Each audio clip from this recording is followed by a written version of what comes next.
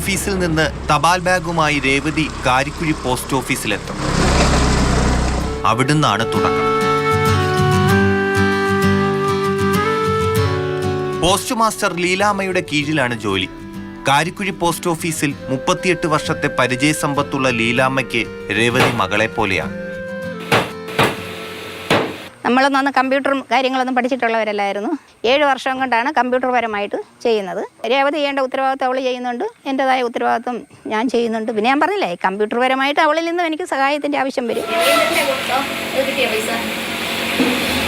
കാട്ടുവഴികളൊക്കെ കടന്ന് കത്തെത്തിക്കണം. കാരിക്കുഴിയിലെ വഴികളെല്ലാം രേവതിക്ക് മനപ്പാടമാണ്. ഇവിടെ നിന്ന് നടന്ന് പോകേണ്ട സ്ഥലങ്ങളുണ്ട്, കുന്നു മലയൊക്കെ കയറി പോകേണ്ട സ്ഥലങ്ങളുണ്ട്, വള്ളത്തിൽ പോകുന്ന സ്ഥലമുണ്ട്. നമുക്ക് കൊമ്പ എന്ന് പറയുന്ന സ്ഥലം എന്ന് വെച്ച് കഴിഞ്ഞാൽ വള്ളത്തിൻ്റെ അപ്പുറത്ത് ഒരു സെറ്റിൽമെൻ്റാണ്. അവിടെ കൂടുതലും ലെറ്ററൊന്നും വരണില്ലെങ്കിൽ പോലും അവിടെ പോയാലേ പറ്റുള്ളൂ. പിന്നെ ഒറ്റയ്ക്ക് പോകാൻ പറ്റാത്ത സ്ഥലങ്ങളും ഉണ്ട്. ഒന്നേലും എൻ്റെ റിലേറ്റീവിനെ ആരെങ്കിലും കൊണ്ടുവരും, അല്ലെങ്കിൽ ഹസ്ബൻഡിനെയാണ് കൂട്ടിക്കൊണ്ടുവരുന്നത്. എൻ്റെ ഒരു ലെറ്റർ ഉണ്ട്.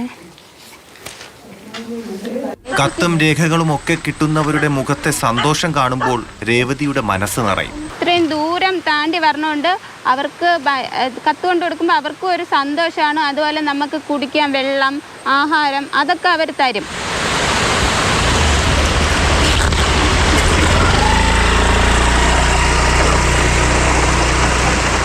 ഇതുപോലെ ജോലി ചെയ്യുന്നവരുണ്ട് നമ്മുടെ നാട്ടിൽ.